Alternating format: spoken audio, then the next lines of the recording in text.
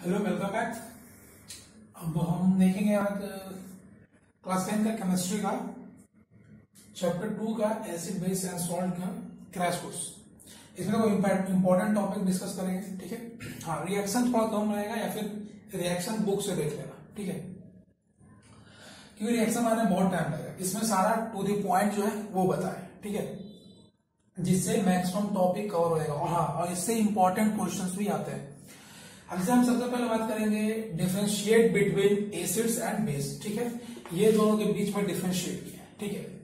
तो क्या क्या बहुत सारा हो सकता है बेस, बट अब दो तीन चीज इसमें देख लो। टेस्ट है, लिटमस टेस्ट है, फिर आयन इन एक्वस सॉल्यूशन में क्या होगा। टेस्ट और टेस्ट में देखो, दोनों में क्या है कि जैसे कि बचपन से पढ़ते हैं लोग। टेस्ट क्या है, टेस्ट में है कि सॉर टेस्ट होगा एसिड्स का और बेस का बीटा टेस्ट होगा। लिटमस टेस्ट में क्या है, ब्लू लिटमस को रेड करता है। देखो एसिड क्या करता है, बी से आर मतलब ब्लू से रेड करता है। ब्लू लिटमस टू रेड करता है एसिड, और बेस क्या करता है, रेड को ब्लू में टर्न करता है। ये क्या है, टेस्ट है। आगे देखेंगे इंडिकेटर के तौर पे है। आयंस, जब इसे हम एक्वस सॉल्यूशन में मिलाते हैं तो क्या देगा, H प्लस आयन देगा कौन, एसिड्स, और बेस क्या देगा, OH माइनस। और पीएच कितना होता था, 0 से 7 और 7 से 14। 7 क्यों रखा, 7 क्या है, न्यूट्रल होता है, ठीक है। अब आते हैं इंडिकेटर्स पे। इंडिकेटर्स क्या है, indicators it tells weather a substance is acidic और बेसिक। अब क्या है, इंडिकेटर्स क्या करता है, बताता है हमें कि कोई भी सब्सटेंस एसिड के नेचर में है या फिर बेसिक नेचर में है। तो उसमें 4 है दिया होगा। तो नेचुरल में क्या है कि टर्मेरिक, चाइना रोज, मतलब बेसिकली जो प्लांट से रिलेटेड होगा इंडिकेटर वो आ जाएगा नेचुरल इंडिकेटर में। टर्मेरिक है और चाइना रोज है। एग्जांपल्स आते हैं क्वेश्चंस, ऑब्जेक्टिव में भी पूछते हैं। चाइना रोज वाला तो मतलब बहुत बार पूछा भी गया है। सिंथेटिक वाला, सिंथेटिक में क्या है, सिंथेटिक जैसे मैनमेड टाइप का लग रहा है या फिर केमिकल रिलेटेड है। तो लिटमस हो गया, लिटमस टेस्ट हो गया। मिथाइल ऑरेंज है और फेनेल्फथलीन है, ठीक है। दूसरा यूनिवर्सल। यूनिवर्सल क्या होता है ना कि कोई एक खास नहीं मिला रहेगा, ठीक है। उसमें 2-3 इंडिकेटर जो है मिला करके बनाया जाता है यूनिवर्सल, जैसे पीएच में जो शो करते हैं हम लोग। ऑल्फैक्टरी, ऑल्फैक्टरी से मतलब है स्मेलिंग से। ऑल्फैक्टरी में आ गया अनियन, क्लोव ऑयल और वेनिला एक्सट्रैक्ट। ये तीनों क्या होता है, बहुत ज्यादा स्मेल होता है, ठीक है। जैसे प्याज है, फिर मान लो लौंग वगैरह जो होता है वो सब, ठीक है। अब हम आगे देखेंगे डाइल्यूट एसिड्स बेस और कंसंट्रेटेड एसिड्स और बेस। ये सिंपल वो जो होगा सॉल्यूशन जैसे पढ़ा था 9th में, तुम लोग सारे लोग सॉल्यूशन पढ़ चुके हो, डाइल्यूट सॉल्यूशन और कंसंट्रेटेड सॉल्यूशन, सेम चीज उसी पे बेस है, ठीक है।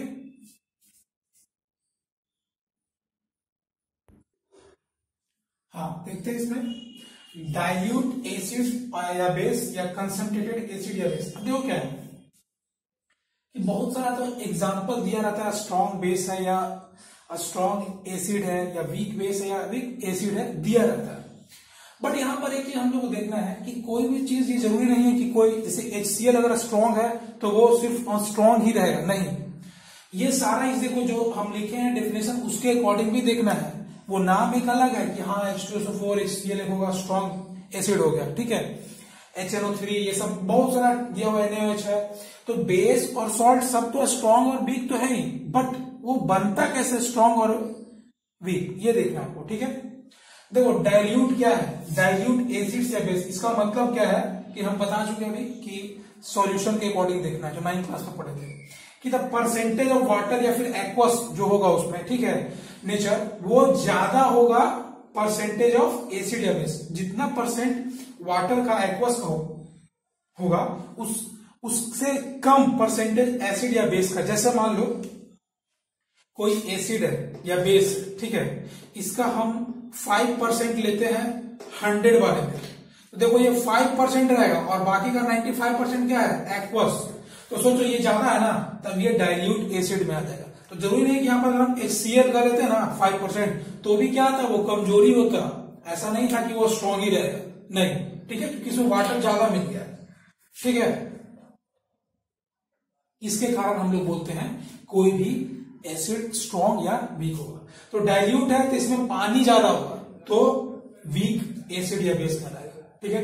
अगर हम बात करते हैं कंसंट्रेटेड एसिड या बेस का, उसमें क्या होगा कि परसेंटेज ऑफ एसिड बेस क्या होगा, ज्यादा होगा मान लो वाटर के परसेंटेज से। जैसा कि जस्ट अपोजिट हो जाएगा, ए है या बी है, ये दिया हुआ है 80 to 80% दिया हुआ है, 90% दिया हुआ, और वाटर रहेगा 10, 15 या फिर 20%, तो ज्यादा ये रहेगा, तब उस समय इसको हम लोग बोलेंगे स्ट्रॉन्ग एसिड या फिर स्ट्रॉन्ग बेस। ठीक है, दोनों का लिखे हैं क्योंकि दोनों में वही चीज होगा, पानी को मिला देने, क्योंकि दोनों वाटर के साथ रिएक्ट करके कुछ बनाएगा, तो पानी मिलने के साथ वो कमजोर हो जाता है, इसीलिए दोनों में एसिड और बेस दोनों में वीक लिखा गया, और उसमें दोनों में स्ट्रॉन्ग लिखा गया और इसमें दोनों में वीक लिखा गया। ठीक है, आगे देखते हैं अगला टॉपिक। हाँ, देखते हैं सॉल्ट्स के बारे में थोड़ा। देखो यहाँ पे ये लग रहा है कि 1 2 3 4 पॉइंट है, ठीक है, पर ये सॉल्ट से रिलेटेड बहुत ज्यादा इंपॉर्टेंट पॉइंट है। देखो, strong base, strong acid, weak base, weak acid, ये तुम्हारे हाथ में, याद रखना। ठीक है, अब क्या आता है कि ये जो टर्म दिया उसके अकॉर्डिंग उसको सिर्फ पुट करना है।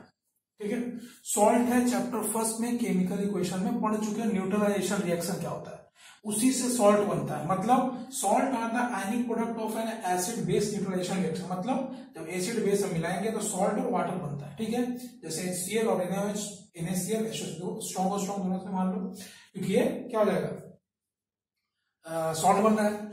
अब देखो यहाँ पर क्या है, 3 पॉइंट लिखे हैं, एसिडिक सॉल्ट, न्यूट्रल सॉल्ट और बेसिक सॉल्ट। याद रखना, एसिडिक सॉल्ट, न्यूट्रल सॉल्ट और बेसिक सॉल्ट। अब देखो इसको भी मत देखो, यहां देखो, एसिडिक सॉल्ट बोल रहा है ना, तो एसिड के टर्म में लेना है, बेसिक बोल रहा है बेसिक के टर्म में, और न्यूट्रल क्या है वो बताते हैं। एसिडिक मतलब क्या होगा कि स्ट्रॉन्ग एसिड और वीक बेस के बीच में जब हम कराएंगे रिएक्शन, क्योंकि देखो सॉल्ट बन रहा है कैसे, एसिड और बेस के बीच में रिएक्शन कराने से, तो एसिडिक सॉल्ट कब बनेगा, जब स्ट्रॉन्ग एसिड लेंगे और वीक बेस लेंगे तो एसिडिक सॉल्ट बनेगा। बेसिक सॉल्ट कब बनेगा, बेस है ना, तो स्ट्रॉन्ग बेस लेंगे और कमजोर एसिड लेंगे, वीक एसिड लेंगे, तब बेसिक सॉल्ट बना है, क्योंकि एसिड और बेस मिला करके ही बन रहा है सॉल्ट। न्यूट्रल मतलब क्या, कुछ भी नहीं, तो हम ले लेंगे एग्जांपल ले लो, स्ट्रॉन्ग एसिड और स्ट्रॉन्ग बेस, दोनों स्ट्रॉन्ग और स्ट्रॉन्ग है, दोनों के पास सेम ताकत, तो कुछ होगा नहीं, न्यूट्रल सॉल्ट बन जाएगा। ठीक है, ये क्या है, NaHCl क्या है, दोनों स्ट्रॉन्ग और स्ट्रॉन्ग है, बन जाएगा न्यूट्रल सॉल्ट बन जाएगा। ठीक है, इस सॉल्ट देखो कितना इजी है, 2 मिनट में नहीं लगता। ठीक है, बट क्वेश्चन इससे आता है कि बेसिक सॉल्ट का एग्जांपल क्या हुआ, न्यूट्रल सॉल्ट का एग्जांपल क्या है, एसिडिक सॉल्ट कैसे लिखेंगे। तो देखो यहां पर हम लिख दिया स्ट्रॉन्ग बेस, ये यूनिट फॉर्मूला टाइप हो गया, स्ट्रॉन्ग बेस। अब देखो इस तरह के क्वेश्चन में ना, जिसमें वैल्यू हम कुछ भी पुट कर सकते हैं, ठीक है, अपना एग्जाम्पल खुद ले सकते हैं। हाँ, अब क्या आता है, अपना एग्जाम्पल खुद लेने से मतलब क्या है, तो देखना कि हॉट्स में क्वेश्चन दिया रहता है कि एलिमेंट एक्स या कंपाउंड एक्स या बाई करके, इस तरीके से क्वेश्चंस अक्सर आता है। ठीक है, पिछले बार भी आ चुका है एक्स वाई करके, वो कंपलसरी है क्वेश्चन केमिस्ट्री में, क्योंकि वो बहुत अच्छा क्वेश्चन माना जाता है, एक ना एक रहेगा नहीं एक्स वाई से रिलेटेड। ठीक है, तो वो क्वेश्चन बनाना बहुत जरूरी है, तो ये इसी तरीके से आता है। और एसिडिक वाले में तो और आएगा कि कंपाउंड इतना, मान लो बाई रिएक्ट करने पे हाइड्रोजन इवॉल्व करता है, उसका कलर ये हो जाता है, जब हम पीएच पे इतना वैल्यू के अंदर उसका जो टेस्ट क्या आता है, ये इस तरीके से क्वेश्चन बना करके देता है। ठीक है, और पूछता है वो कंपाउंड क्या होगा, वो कंपाउंड इसके साथ रिएक्ट करेगा तो क्या होगा, इस तरह क्वेश्चन है। 9th में भी पढ़ना था वो क्वेश्चन, और 10th में भी, तो 10th का क्वेश्चन बनाना जरूरी है। ठीक है, अब आगे देखते हैं। Welcome back. अब देखो इसमें थोड़ा सा बच गया है, देखो इससे क्वेश्चन क्या क्या आएगा, जैसे हम लिखे 1 2 3 4 नाम लिखे, washing soda, baking soda, bleaching powder और पीओपी, प्लास्टर ऑफ पेरिस। ठीक है, देखो इसमें से क्वेश्चन जो आता है, ठीक है, क्वेश्चन आएगा केमिकल फॉर्मूला लिखने के लिए कि क्या होता है केमिकल फॉर्मूला, या तो इस केमिकल फॉर्मूला को इस तरीके से लिखने के लिए आए, या फिर केमिकल नेम भी लिखने आता है कभी कभी, या फिर केमिकल नेम दे करके केमिकल फॉर्मूला लिखने के लिए आए, या फिर प्लास्टर ऑफ पेरिस का फॉर्मूला और उसका यूज क्या होता है। ठीक है, ये चीज के लिए तो देखो क्या क्या है, वॉशिंग सोडा है जिसको बोलते हैं सोडियम कार्बोनेट डेकाहाइड्रेट। ठीक है, एक याद रखना, सोडियम कार्बोनेट डेकाहाइड्रेट मतलब क्या है, Na2CO3 क्या हो गया, सोडियम कार्बोनेट, सोडियम कार्बोनेट हो गया, डेकाहाइड्रेट मतलब 10 वाटर का मॉलिक्यूल। ठीक है। ये हमेशा जब आगे आगे नेक्स्ट ईयर में पढ़ते जाओगे तो ये पॉइंट यानी कि into half H2O, 10 H2O, 5 H2O, ये वाटर मॉलिक्यूल हर कंपाउंड में अलग अलग होगा, ठीक है। इसका यूज क्या है, सॉफ्टनिंग ऑफ हार्ड वाटर। ये क्वेश्चन ये पूछता भी है कि सॉफ्टनिंग ऑफ हार्ड वाटर के लिए क्या यूज करते हैं हम, वॉशिंग सोडा का यूज करते हैं, ठीक है। बेकिंग सोडा का यूज क्यों करते हैं, तो इसका नाम क्या है केमिकल ने, sodium hydrogen carbonate, sodium hydrogen carbonate, ये याद रखना। या फिर इसको H है तो बाई भी बोलते हैं, ठीक है, हम लोग बाई कार्बोनेट भी बोल सकते हैं। यूज एज एंटासिड, ठीक है, मतलब कि जैसे कि क्या बोलते हैं उसको, बहुत सारा दवा बनता है उसमें यूज होता है बेकिंग सोडा का, ठीक है। ब्लीचिंग पाउडर क्या है, ये पता है, ब्लीचिंग बहुत सुने हो, ब्लीचिंग पाउडर जब भी साफ सफाई का काम होता है या कहीं भी देखते हो कूड़ा कचरा कहीं भी, तो वहां पर ब्लीचिंग पाउडर को छिड़काव किया जाता है। कैल्शियम ऑक्सीक्लोराइड, इस पे ही नाम देखो, केमिकल फॉर्मूला पे ही केमिकल है, कैल्शियम Ca, ऑक्सीओ क्लोराइड Cl2, तो CaOCl2 होता है ब्लीचिंग पाउडर। हाँ, अब देखो क्या है, CaOCl2, Na2CO3, NaCO3 और CaSO4 इंटू हाफ H2O। अब ये चार ऑप्शन दे करके, ठीक है, सबका नाम पूछ सकता है या फिर ये नाम दे करके सबका केमिकल नेम पूछ सकता है या फिर फॉर्मूला पूछ सकता है। तो ब्लीचिंग पाउडर क्या है, मैन्युफैक्चरिंग ऑफ क्लोरोफॉर्म, ठीक है, या फिर ब्लीचिंग ऑफ क्लॉथ को साफ करने में भी हेल्प करता है। अगला है plaster of Paris. Plaster of Paris क्या है, calcium sulphate hemihydrate, calcium sulphate into half H2O का मॉलिक्यूल, तो कैल्शियम सल्फेट हेमी हाइड्रेट। इसका क्या यूज है, प्लास्टरिंग फ्रैक्चर, पता है जितना भी हम लोग का हाथ टूटता है पैर टूटता है उसमें जो हम लोग का व्हाइट कलर का, जो हम लोग क्या सोचते हैं उसको कि वो चूना होगा, डायरेक्ट नहीं, पर उसी का ये पार्ट है प्लास्टर ऑफ पेरिस, चूना की तरह जिसको बोलते हैं, उसी का ये दूसरा फॉर्म है।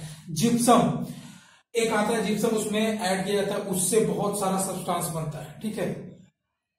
तो ये फ्रैक्चर को क्या करता है, ऊपर से उसमें लगता है फ्रैक्चर में, ताकि हमारा हाथ जिस तरीके से किया गया है फ्रैक्चर वो उसी तरीके से रहे।